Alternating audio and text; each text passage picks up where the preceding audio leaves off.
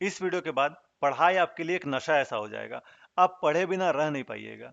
अभी आपके साथ ऐसा होता है कि आप पढ़ने बैठे और कुछ देर पढ़ने के बाद फिर आप उठ कर चले गए, शॉर्ट स्क्रॉल करने लगे, फोकस टूट गया, आपका फोकस नहीं बन पा रहा है, जिससे आपका टारगेट्स कंप्लीट नहीं हो पा रहा है, एग्जाम क्वालिफाई नहीं हो रहा। आप 2 साल 3 साल 4 साल से तैयारी कर रहे हो, आपका एग्जाम क्वालिफाई नहीं हो रहा है।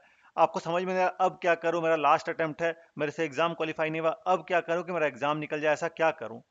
ये वीडियो आपके लिए बहुत ही वैल्यूबल होने वाला है। इस वीडियो के बाद पढ़ाई आपके लिए एक नशा ऐसा हो जाएगा। मैं कुछ 4 पॉइंट्स डिस्कस करूंगा आपसे, उसके बाद फिर आप उन 4 पॉइंट्स पे अच्छे से ध्यान दीजिएगा, तो पढ़े बिना आप रह नहीं पाइएगा।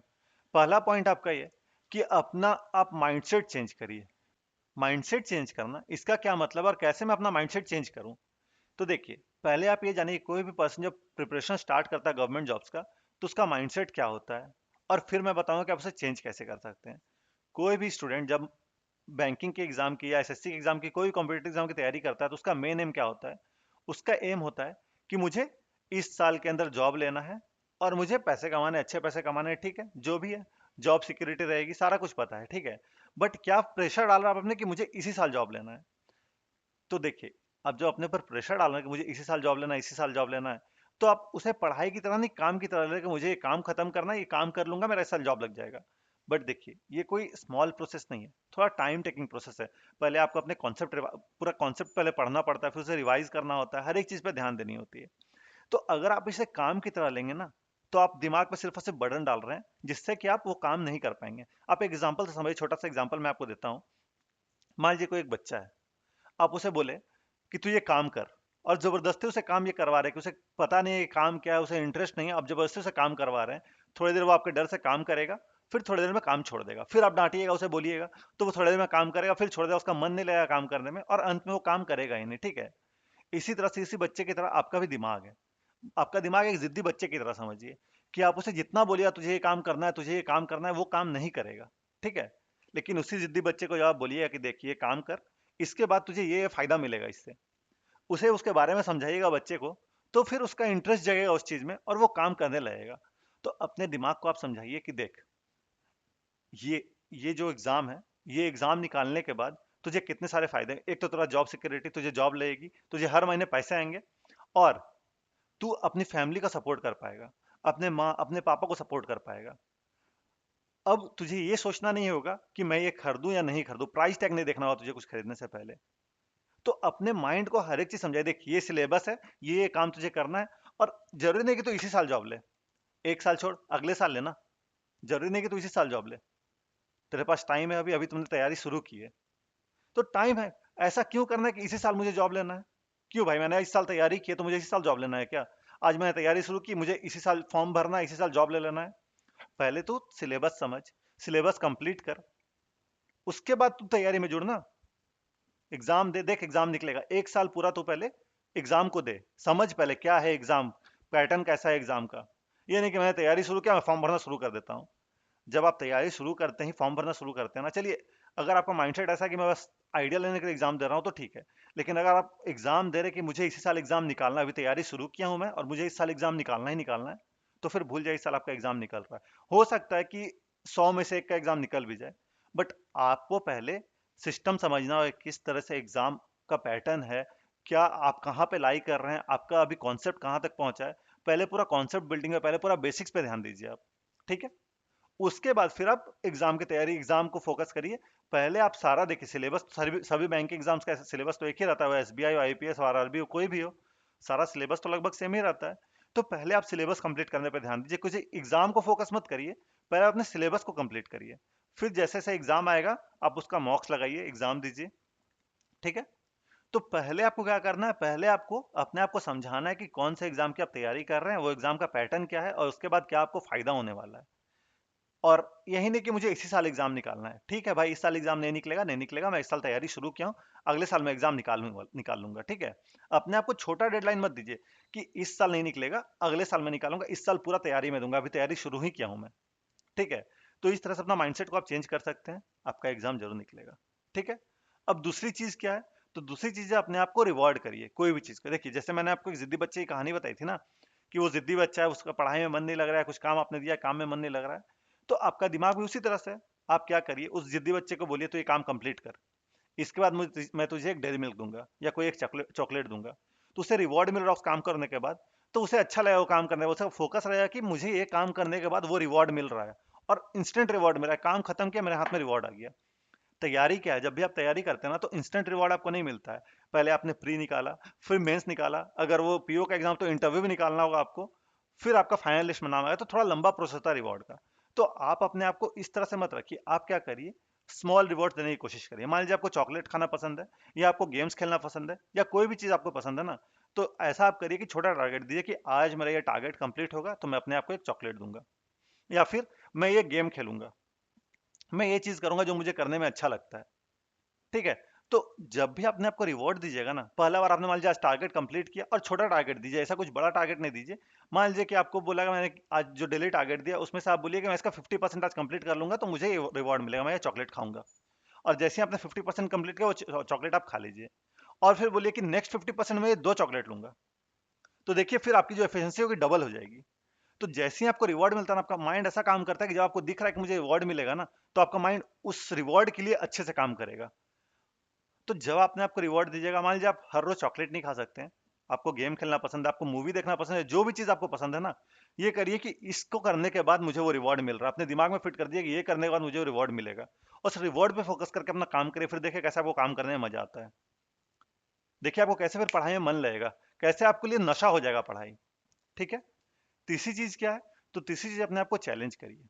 मैं आपको टारगेट ज्यादा क्यों देता हूँ, टारगेट मैं आपको इसलिए ज्यादा देता हूँ ताकि आपके अंदर चैलेंज एक बना रहे, आपको लगे कि हाँ ये चैलेंजिंग काम है, मैं ये कंप्लीट करूंगा। कोई भी गेम अगर आप खेलते होंगे, देखिए कोई भी गेम आप खेलिए, तो उसमें क्या रहता है, लेवल शुरू शुरू में थोड़ा थोड़ा इजी रहता है, फिर एक लेवल आकर टफ हो जाता है, और फिर आपके दिमाग में ऐसा रहता है कि मुझे ये लेवल क्लियर करना ही करना है। अगर मैं लेवल क्लियर नहीं करूंगा तो आपका खाना नहीं बचता है, कभी कभी नहीं खाना मैं नहीं खाऊंगा, पहले इस लेवल को मैं क्लियर करूंगा। तो गेमर जो है ना, जो गेम डेवलपर है, गेमर जो गेम डेवलपर है, वो ये चाहते हैं कि आपका उसमें एडिक्शन बन जाए, इसलिए वो गेम को थोड़ा डिफिकल्ट बनाते हैं। और चैलेंज मिलता है आपको वहाँ पे, जब भी आपको चैलेंज मिलता है तो आपको अच्छा लगता है कि हाँ मैंने ये चैलेंज कंप्लीट किया, तो आपको अंदर से अच्छा लगता है, और उस चैलेंज को कंप्लीट करने के लिए उस गेम को बार बार बार बार बार बार बार बार खेलते हैं, जिससे कि आपका एडिक्शन हो जाता है उस गेम के प्रति। तो उसी तरह से पढ़ाई में भी आप अपने आपको चैलेंज दीजिए। मैं आपको जो टारगेट देता हूँ थोड़ा ज्यादा रहता है, मानता हूँ मैं, टारगेट वो थोड़ा ज्यादा रहता ही रहता है, बट अगर आप उस टारगेट को, अभी शुरू में आपको कंप्लीट नहीं हो रहा, बट देखिए जैसे ही आपको टारगेट कंप्लीट होने लगेगा ना, आपको अंदर से बहुत अच्छा लगने वाला है। तो चैलेंज बहुत जरूरी है अपनी लाइफ में, अपने आप को चैलेंज दीजिए। हो सके तो आप टाइम में सॉल्व करिए, अपने आप को टाइमिंग वाला चैलेंज दीजिए। जैसे कि मान लीजिए कि कोई भी सेक्शनल मॉक आप देते हैं, ठीक, तो 20 मिनट आपको मिलता है, रीजनिंग रहे, क्वांट रहे, इंग्लिश रहे, ठीक है। तो मैं इंग्लिश में नहीं, बट रीजनिंग और क्वांट में आपको क्या बोलता हूँ, देखिए कि 20 मिनट्स का मौका आप 18 मिनट्स में अपने आप को करने की कोशिश करिए, ठीक है। मॉक को 18 मिनट्स में कंप्लीट करने की कोशिश करिए। इससे क्या होगा, आपने खुद को चैलेंज दिया, पहले 20 मिनट का टाइमर था ना आपके पास, अब आपके पास 18 मिनट का टाइमर है। आपके पास चैलेंज है कि मुझे 18 मिनट्स में इस चीज को कंप्लीट करना है, 35 क्वेश्चन मुझे 18 मिनट्स में कंप्लीट करना है। अब कैसे करूंगा वो आपको चैलेंज है। अभी आपसे नहीं हो रहा होगा, हो सकता है 10 दिन 15 दिन आपसे नहीं हो, आपसे 10 दिन 15 दिन में हो सकता है कि 22 ही क्वेश्चन हो। लेकिन जब आप 16वां दिन करेंगे ना, और आपसे 24 क्वेश्चन भी हो जाएगा, 26 क्वेश्चन भी 18 मिनट्स में हो जाएगा ना, तो आपका कॉन्फिडेंस पहले यहाँ था तो अब यहाँ आ जाएगा, कॉन्फिडेंस बहुत ही ज्यादा बूस्ट हो जाएगा आपका। इसलिए मैं आपको बोलता हूँ कि अपने आप को चैलेंज जरूर दीजिए, चैलेंज देना बहुत जरूरी है। अब जब आपसे 18 मिनट्स में होने लगे तो फिर से 17 मिनट्स करिए, धीरे धीरे टाइम घटाइए। 17 मिनट्स में अगर आप करने लगे, मान लीजिए कि 18 मिनट्स में आपका 30 क्वेश्चन होने लगा रीजनिंग का, फिर तो आपका कॉन्फिडेंस ही बहुत ऊपर रहेगा। फिर उसमें क्या करिए कि आप 17 मिनट्स अपने आप को टारगेट दिए, मुझे 17 मिनट्स में 30 क्वेश्चन पहुंचाना है।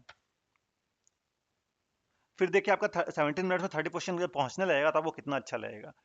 क्योंकि जब पहले क्या होता था ना कि 20 मिनट भी रीजनिंग के 35 क्वेश्चन के लिए स्टूडेंट्स को कम लगता था, लेकिन जब उसे 20 मिनट का टाइमर मिला ना कि मुझे 20 मिनट में करना है 35 क्वेश्चन, वो करने लगे, स्पीड उनकी बढ़ गई। तो अगर आप 20 मिनट में कर पा रहे तो आप 19 मिनट्स में भी कर पाएंगे, आप 18 मिनट्स में भी कर पाएंगे। तो अपने आप को टारगेट दीजिए कि आज मुझे 19 मिनट्स में करना है, 18 मिनट्स में करना है, फिर देखिए आपको कैसे मजा आता है पढ़ने में, मॉक देने में मजा आने लगेगा आपको। इसलिए मैं आपको मॉक्स बोलता हूँ कि 18 मिनट्स में आप दीजिए, चैलेंज करिए खुद को। ठीक है। तो हमारा जो नेक्स्ट पॉइंट है वो है डोपामिन डिटॉक्स। अब ये डोपामिन डिटॉक्स क्या होता है, तो देखिए आजकल का जो टाइम है ना, आजकल लोग यूट्यूब शॉर्ट्स या फिर इंस्टा रील्स, ये शॉर्ट वीडियो कंजम्पशन बहुत ज़्यादा करने लगे हैं, जिसके चलते आपका जो अटेंशन स्पैन है वो बहुत छोटा हो गया है, और बहुत सारे लोगों का भी एडीएचडी हो गया होगा। ठीक है। अब ये एडीएचडी क्या होता है, तो ये होता है अटेंशन डेफिक्ट हाइपर एक्टिविटी डिसऑर्डर। ये शॉर्ट वीडियो कंज्यूम करने से होता है कि आपका अटेंशन स्पैन बहुत छोटा हो जाता है। अब पहले लोग जो 10 मिनट, 5 मिनट, 8 मिनट, 12 मिनट का वीडियोस देखते थे ना, आजकल उसी को 1 मिनट में आपको दिख जाता है। 1 मिनट में आपका डोपामिन रिलीज हो जाता है, तो आपको अच्छा लग जाता है 1 मिनट में। और आजकल तो देखता हूँ कि 30-30 सेकंड लोग 1 मिनट का वीडियो पूरा देख रहे हैं, 30 सेकंड में उससे भी स्क्रॉल कर दे रहे हैं। तो सबसे खराब चीज जो है ना, यूट्यूब शॉर्ट्स या सोशल मीडिया या इंस्टा रील, ये सभी चीजों से आपको दूर रहना है। जितना हो सके इन सभी चीजों से दूर रहने की कोशिश करें जब तक आपका एग्जाम है, क्योंकि एग्जाम में आपको फोकस बहुत चाहिए होता है, फोकस की बहुत जरूरत होती है। तो फोकस अपना आप बनाइए। उसके लिए आपको क्या करना, इन सभी चीजों से दूर रहना होगा और मेडिटेशन करिए। ठीक है, मेडिटेशन बहुत जरूरी है, मेडिटेशन करिए। अगर मेडिटेशन नहीं कर पा रहे तो वॉक पे जाइए, रनिंग पे जाइए सुबह सुबह, और अपना डोपामिन डिटॉक्स करिए आप। अपने आप को अंदर से साफ करने की बहुत जरूरत है आपको, अपने माइंड को। उसके लिए मेडिटेशन करना जरूरी है। अगर आप वॉकिंग कर रहे हैं या फिर आप रनिंग कर रहे हैं तो आपको बहुत अच्छा फील होगा उससे। और एक बात तो आप जानते हो कि a healthy mind lives in healthy body, तो अपने आप को हेल्दी रखना जरूरी है। इसके चलते आपको रनिंग, जॉगिंग, मेडिटेशन, ये सभी चीज़ों की बहुत आवश्यकता है अभी। जितने भी स्टूडेंट्स तैयारी करते हैं उसमें से बहुत कम स्टूडेंट रनिंग या जॉगिंग करते हैं या जिम जाते होंगे। मेडिटेशन तो बहुत कम लोग ही करते होंगे। तो आपको मेडिटेशन, रनिंग, जॉगिंग, ये सभी चीज़ें करनी चाहिए, जिससे कि आपका बॉडी हेल्दी रहेगा, जिससे कि आपका माइंड भी अच्छा रहेगा, माइंड साफ रहेगा आपका। तो आपको पहले तो ये सभी शॉर्ट वीडियो कंजम्पशन, ये सोशल मीडिया, इन सभी चीज़ों से दूर रहना होगा, और दूसरा रनिंग, जॉगिंग या फिर आप मेडिटेशन शुरू कर दीजिए। जब आप ये करिएगा ना, तभी ये सभी चीज़ों में आपको मन लगेगा। और फिर आपका पढ़ाई में देखिए कैसे एडिक्शन आता है। तो अगर आपको पढ़ाई नशे के तौर पे लेना है ना, आपको ऐसा करना है कि बिना पढ़े रह नहीं पा रहे हैं आप, तो ये चीज़ें आप जरूर करिए। इसके बाद देखिए कि आपका कैसे पढ़ाई में मन लगता है और आपका कैसे इस बार एग्जाम निकलता है। तो मेरी इन बातों को मानिए और कमेंट करके बताइए कि आपको ये वीडियो कैसा लगा। आशा करता हूँ आपको वीडियो इन्फॉर्मेटिव लगा होगा। अगर आपको मेरे एफर्ट्स अच्छे लगे तो वीडियो को लाइक करें, अपने दोस्तों के साथ साथ शेयर करें, ताकि ज़्यादा लोग वीडियो से पहुंच सके, ज़्यादा लोगों को फायदा हो सके। आप मेरे चैनल को सब्सक्राइब करें ताकि आने वाले वीडियोस नोटिफिकेशन आपको मिलती रहे। जस्ट आप यहाँ क्लिक कर सब्सक्राइब कर सकते हैं, तो सब्सक्राइब करके मुझे सपोर्ट करें। इससे मुझे मोटिवेशन मिलती है और वीडियोस लाने की। आपको किसी प्रकार डाउट है, कोई भी सजेशन या फीडबैक देना, तो कमेंट सेक्शन में दे सकते हैं। आपको आपके एग्जाम के लिए all the best. Thank you.